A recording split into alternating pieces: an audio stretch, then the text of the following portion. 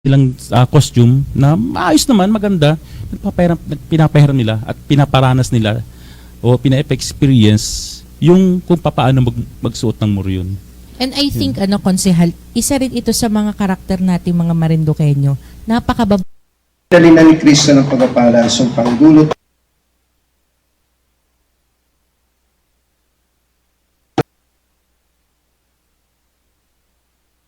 may matapat na loob ang ating inihahalal.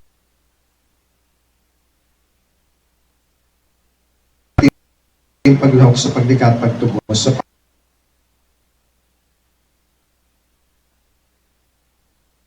na siyang pinangyayarihan ng ating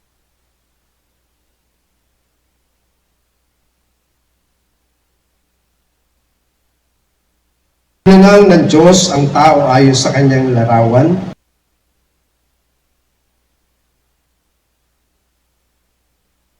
Magpakarami kayo at punuin ang inyong supling ang buong daigdig.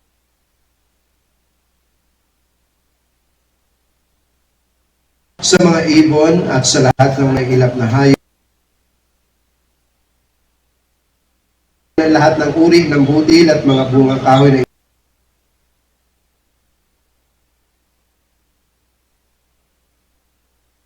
at sa lahat ng mga ibon. At ito nga nangyari, pinagmasdan ng Diyos sa lahat ang salita ng Diyos.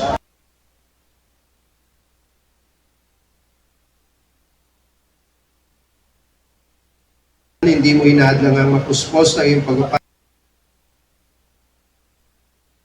Aming nilulutas sa mga tagpo ng karapatang luna.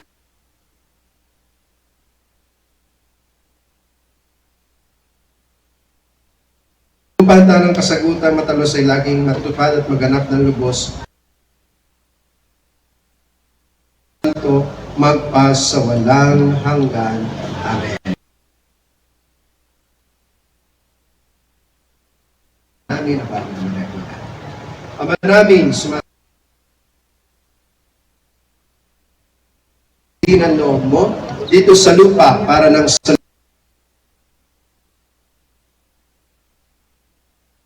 Amen.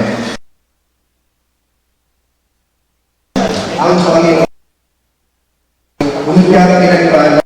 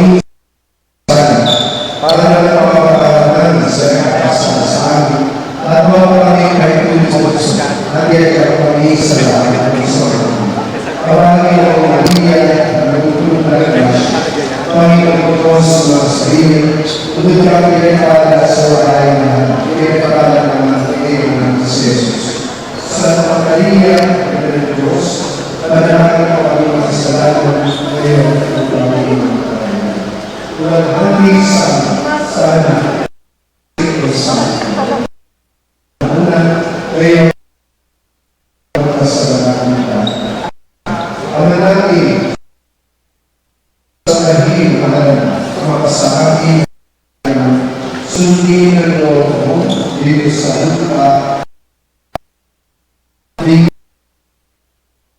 Bigyan kami ng aming kakarin sa sala para at huwag sa lahat ng isma. Maraming mga Maria, nagpupunta ka ng grasya. Bukod kang pinagpala na lang, diwa ng proseso. Diyos, panalangin ang aming manalangin, makasahan mo yung dito sa lupa para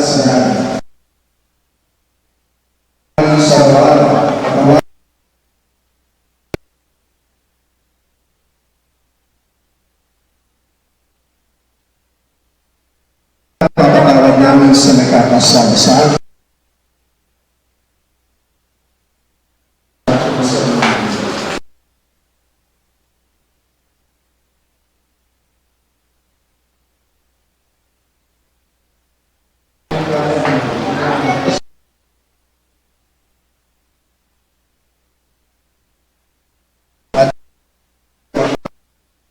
Magpas sa wala.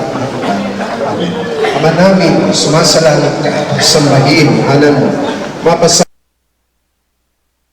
mo dito sa lupa para bigyan mo kami na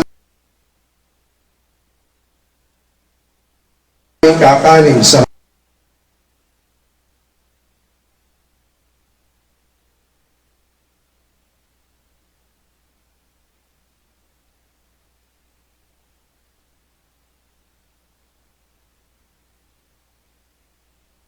araw. Patawarin kami sa huwag kami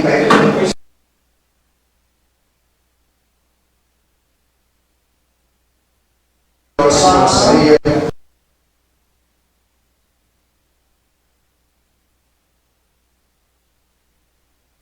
Sumayin niyo ang Panginoon. Ama at Anak at Espiritu, ay ang pagbabasbas ng Panginoon ay lugar na ito at ang pagpapala niya ay patuloy na makamtan ng mga taong darating sa Diyos. Thank you so much po, Father Georgie. We would like to invite and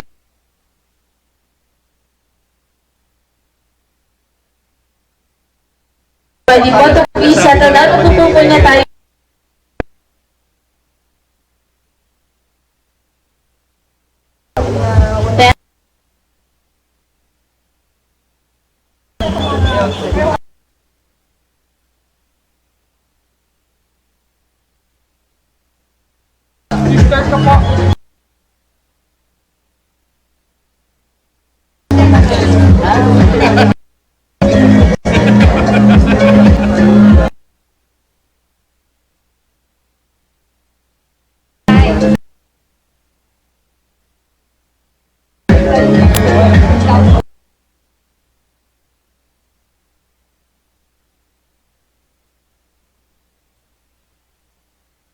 Short, I'd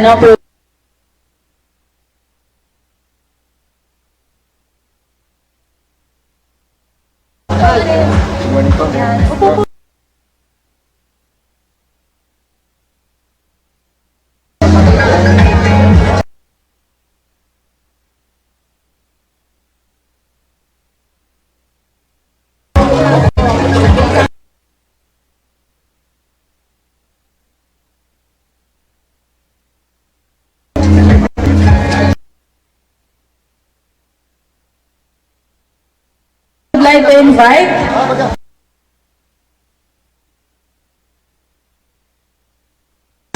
very momentous occasion.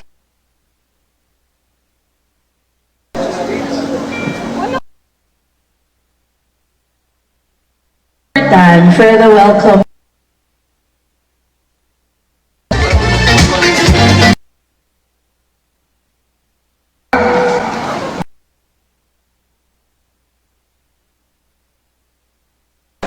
So in behalf of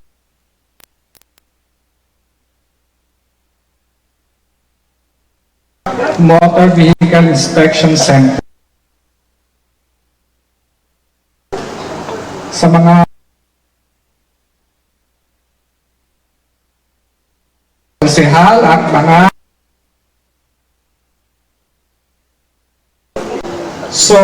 I will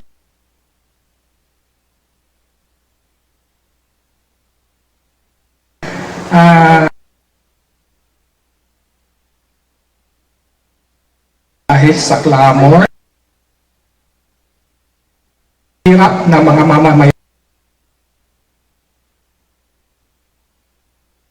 Matagal na namin nag-iipon pa tayo. So, nga may son motorist. Ako po'y opportunity to thank our governor and Congressman for their endorsement. Kasi kung hindi po nila in-endorse, hindi po tayo ma-approve ng DOTR. So, mithiinli po nila makatulong, kaya nagdalawang salita. At higit po sa lahat, po ito maitatayo kung hindi ng ating mayor ng Buwak, si Miss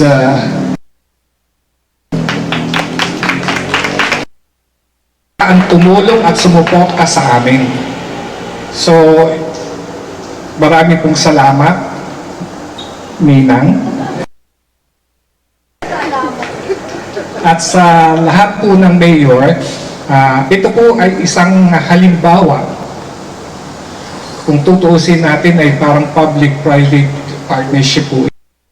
Na kung ito po ay magiging successful, talagang magiging successful. Wala silang choice. So, ito po ay isang parang showcase, show window for other private sector to cooperate, to collaborate with our government officials, with the para kung ano ang need for the development of Marinduque. Sana po ay tayo sa partnership na ito. Maraming pong salamat sa inyong lahat. Thank you so much, Tito Elmer.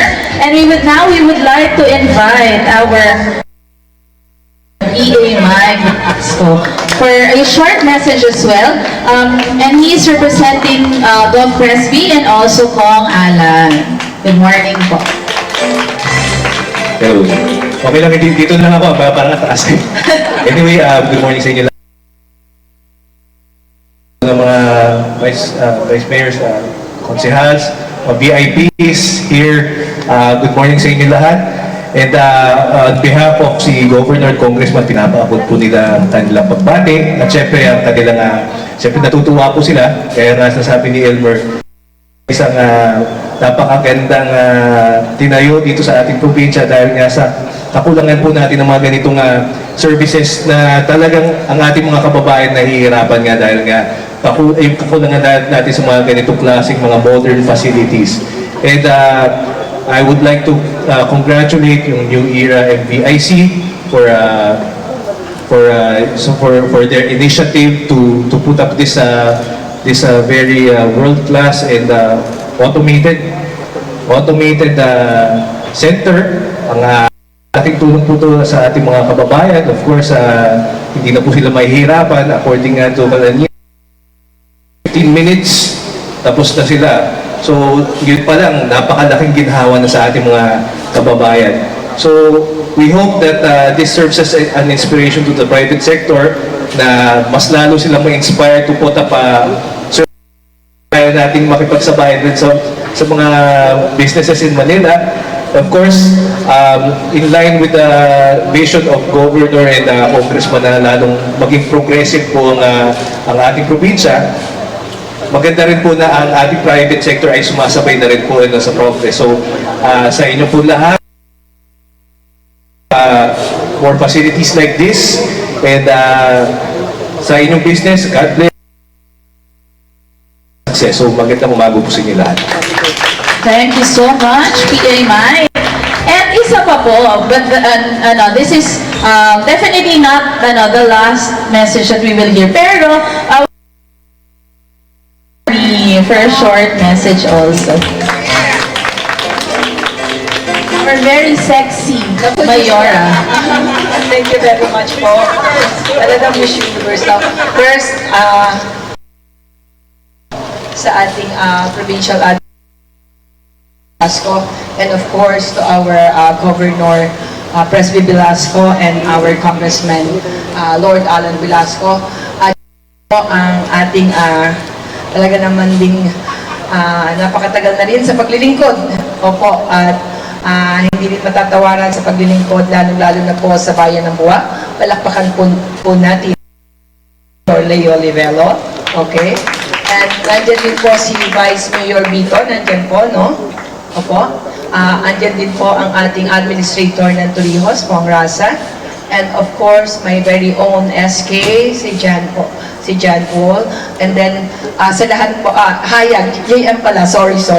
And then, sa lahat po narito, ang ating barangay captain, at narito, isang maganda at mapagpalang araw po sa inyong lahat. Good morning. Hindi naman lutong, good morning. Well, una po ang aking taus-pusong pasasalamat, lalong-lalo na po sa aking inaanak. Oo. Kay Elmer, kay Ninay, dahil napakaalwan po at napakalaki pong hanap buhay na at tulong na ibinigay po niya sa mamamayan ng Marinduque, higit sa lahat sa mamamayan po ng Bayan ng Buwak. Kaya palakpakan po natin. Kaya nga po, sabi ko nga, at the time, nung sinabi niya sa akin, Ninang, I want to put this kind of business, this mission. Ako po mismo ang naglabi sa Sangguniang Bayan. Because, sabi ko nga po, alam naman po natin na hindi naman po basta-basta na pwedeng magtayo ng ganitong hanap buhay,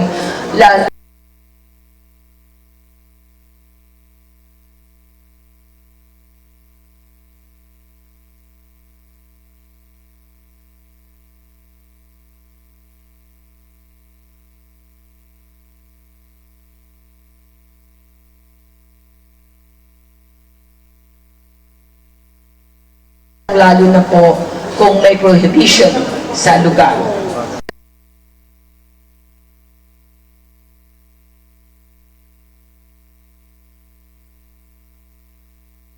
Alam naman din po natin ang naging problema for so long, na ang dami po natin ng mga tricycle drivers,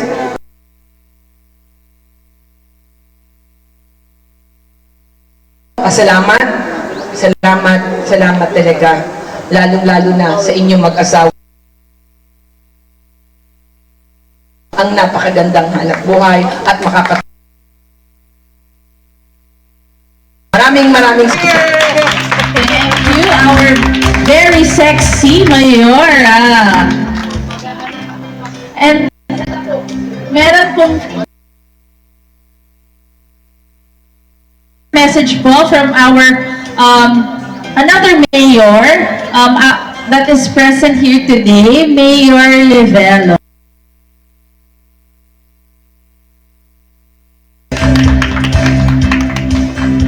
Maraming salamat po, PA, Mike. Lahat po ng mga bisita na nandito, mga mayor. Naging taga-buwak na ako. Okay lang, peace.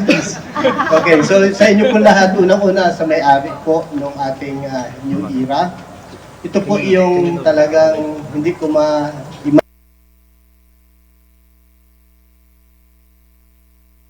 ang nagaraming nagapa-emission dyan. Problema tungkol sa emission, ano po. So sabi ko nga, let us make things easier to us. So kabinbin, ang lahat po ng inatest doon po sa anong barangay yun. Tapos, ang isa pang nagiging problema, bayan dun sa amin dahil tiningan daw ng 8,000, siya daw ang maglalakad ng papeles, and yet wala pong nangyari. Establishmento na kung titingnan po natin yung bagang chain of reaction nito, from manpower, magkakaroon ng income ang mga tao. Services, nandito na. Hindi nalalayo yung mga tao sapagkat nandito na rin. Yung pag-accommodate sa lawak nitong lugar na ito, siguro naman kahit magluksuhan kayo dito sa lawak nito, kayang i-accommodate. So ang sa akin lang po, ang wish ko ng mga kliyente. Yun lang po, congratulations po sa may-ari nito at sa lahat po na nag-promote itong area na ito. Good morning po. so much po, Mayor Livelo. And now we will proceed po to the very purpose of today, the ribbon cutting and the welcoming of all the guests. So we would like to invite PA Mike to please proceed to our, dito po sa area na ito. Si Mayor, si Father Georgie, Mayor Army, Tito Bong,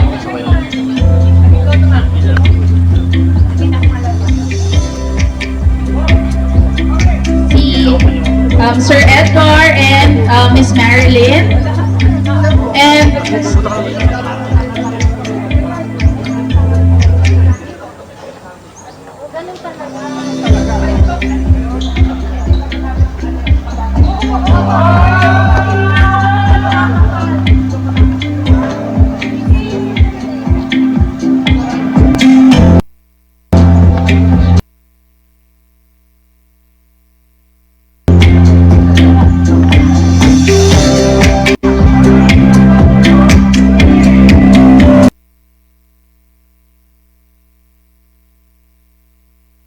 ating New Era Motor Vehicle Inspection Center.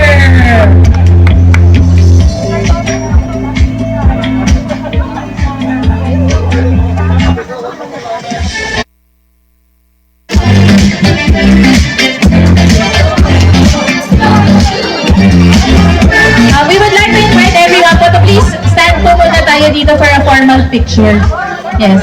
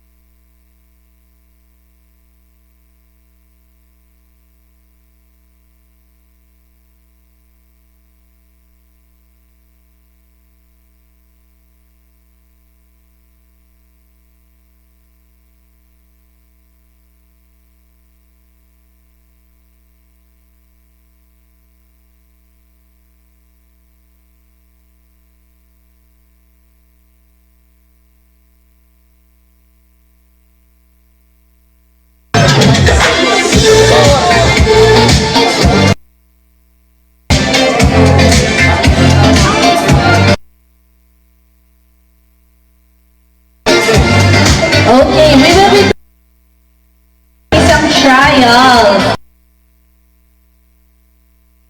Para malaman naman ang nangyayari sa pag-check at ng isang vehicle. So, we will start with first po, a lightweight vehicle. Saan ang start doon?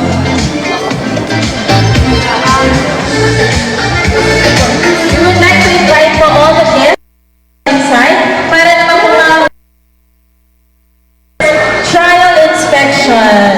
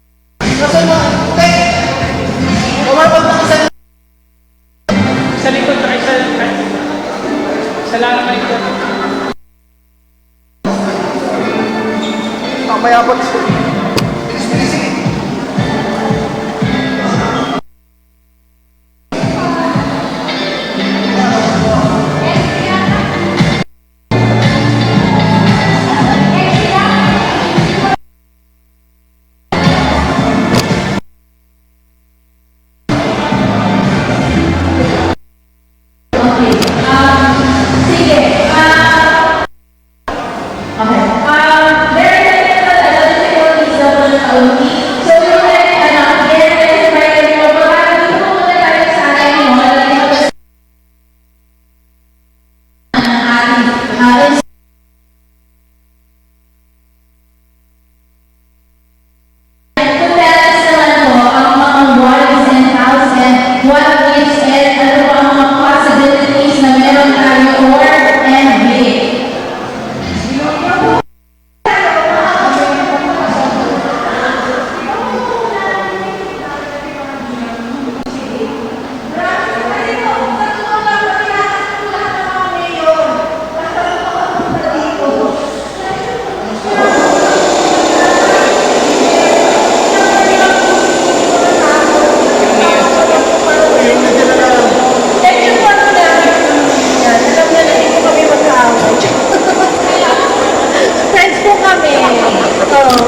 Yeah. Anyways, ito po yung brief na orientation regarding Motor Vehicle Inspection Center.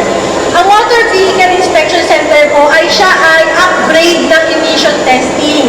Bakit po siya upgrade? Kasi yung MVIC po kasama na ang visual inspection. So, kung makikita niyo po mamaya during our trial, makikita niyo kung paano mag-proceed yung process, kung paano i-inspect ng MVIC ang isang sasakyan. Marami po natatakot, lalo na yung mga tricycle, paano daw po pag mag-fail? Kasi po, dito, inatest na po yung inagawa na test ni LTO. Nasaan po ang ating mga mahal na LTO? Hi guys! Yan. Sila po yung nag-visual inspection doon sa LTO. Ngayon po ay, kasi po nakita na natin kung gaano sila kapagod. Lalo si teacher. Kaya po, ang visual inspection ay mangyayari na rin po dito mismo sa center. Kasama na rin po sa pag-test yung brake test, headlights, rear lights, at saka yung suspension, ganyan, at saka yung pong emission. So, all-in-one na po siya. Ngayon, marami pong natatakot na baka daw po hindi sila pumasa dito. Actually po, pareho ang standard ng emission na emission testing center lang at ito. Kung mag-fail po kayo dito, definitely, dapat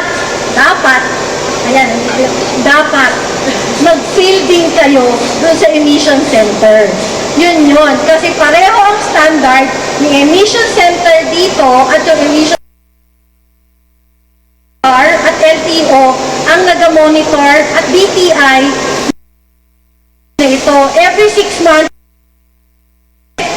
at i-verify standards pa. Ngayon, paano pag mag-fail? Fail na kayo.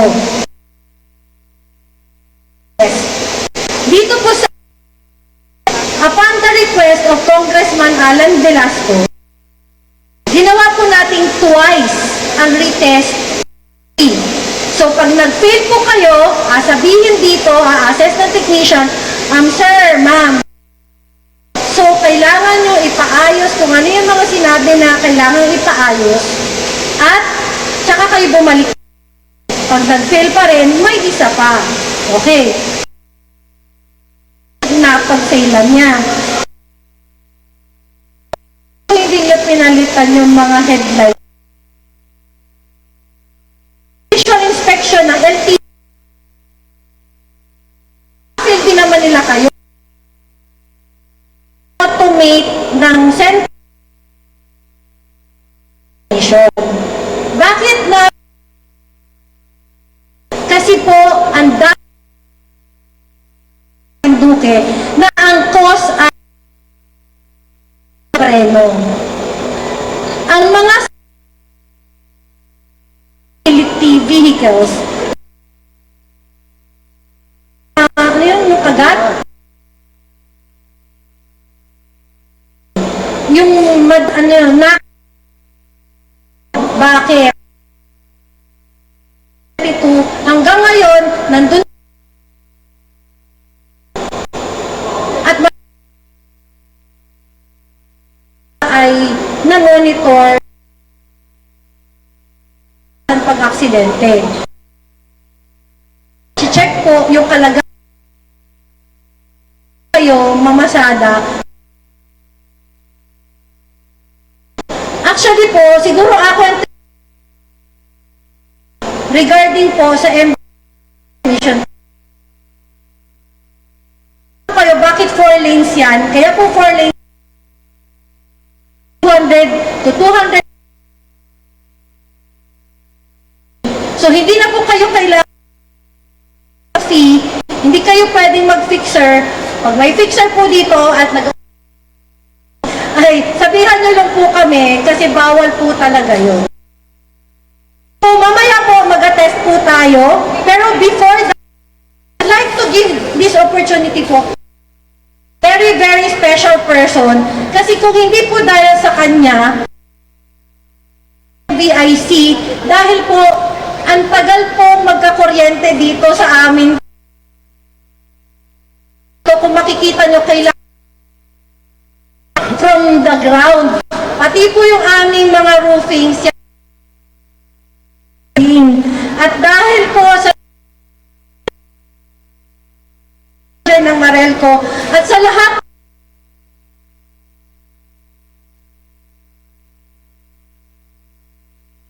na dapat kaming pasalamatan, isa na rin po mga makina ng DPWH hindi po makakalkal itong kalsada MVIC na ito. So yun lang po yung brief importance ng MVIC. So muli po at yung mga mapunta pa po time pa. Kaya lang po request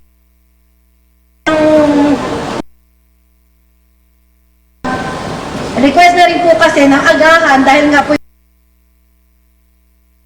masyado silang busy. So ako po ay Miss Ina. So napakalaking opportunity sa atin ng MVIC para po sa Marinduque.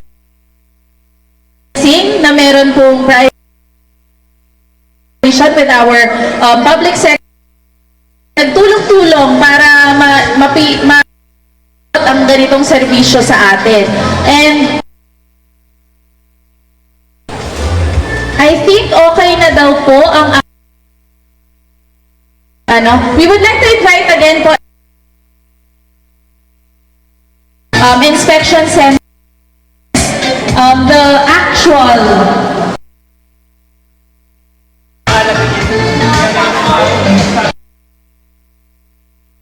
process po on how